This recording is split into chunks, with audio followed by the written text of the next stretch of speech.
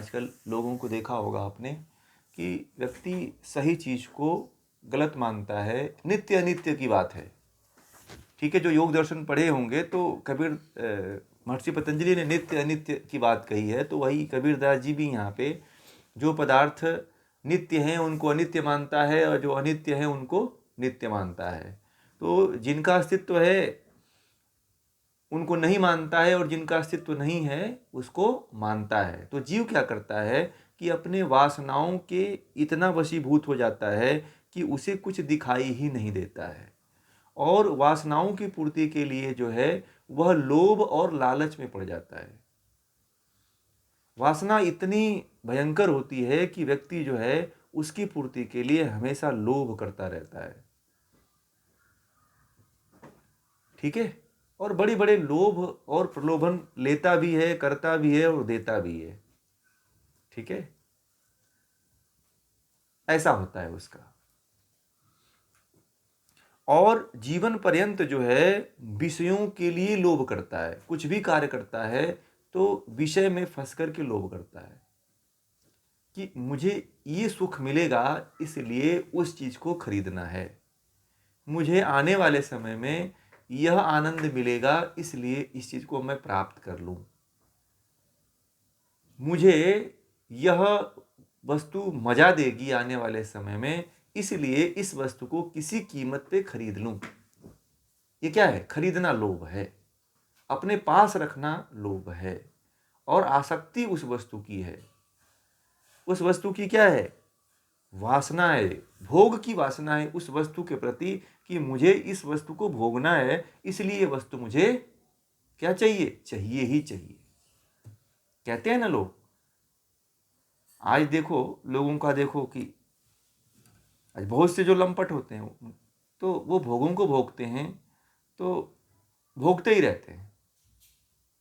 एक व्यक्ति ने अभी कुछ दिन पेपर में आया था कि उसने 8 शादियां किया है, और उन 8 शादियों में एक को ठगता है और दूसरे को पकड़ता है।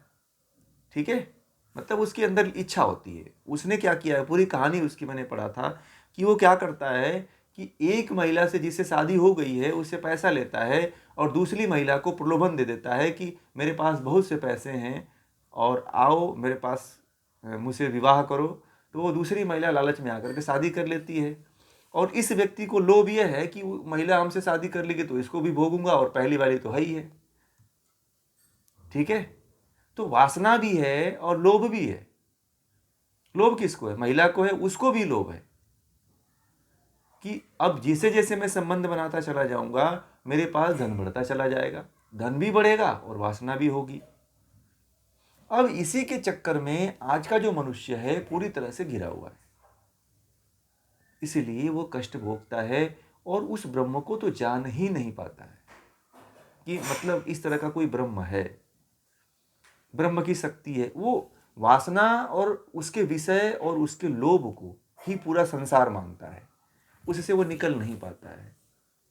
वो समझता है कि ये वासनाओं को भोग लो, लोभ धन को प्राप्त कर लो, अपनी इच्छाओं की पूर्ति कर लो, परंतु वासनाओं को भोग करके, लोभ को प्राप्त करके कभी व्यक्ति तृप्त हुआ है क्या? कभी नहीं कोई तृप्त हुआ है। वही कबीरदास जी कह रहे हैं कि वास्तव में कर्म, धर्म, मति और निश्चयात्मक ज्ञान को छोड़कर, देखिए क्या क्या छोड़ देता है वो। जब व्यक्ति वासना और कर्म में, लोभ में लिप्त होता है तो क्या क्या छोड़ता है ये देखो आप। कर्म छोड़ देता है, अच्छा कर्म, शुभ कर्म छोड़ देता है, धर्म छोड़ देता है, मति मतलब सोचने की क्षमता नष्ट हो जाती है, और निश्चयात्मक ज्ञान छोड़ देता है।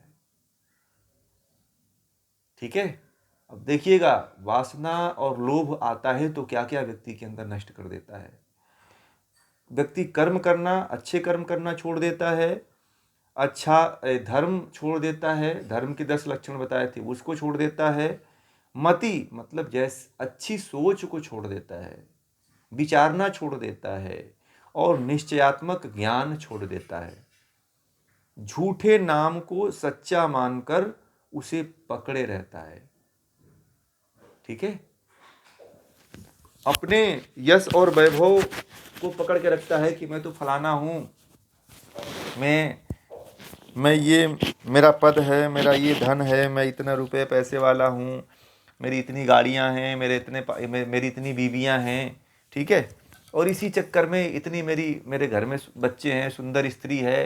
ये इन्हीं चक्करों में, इसी दंभ में झूठे जो है चीज में झूठे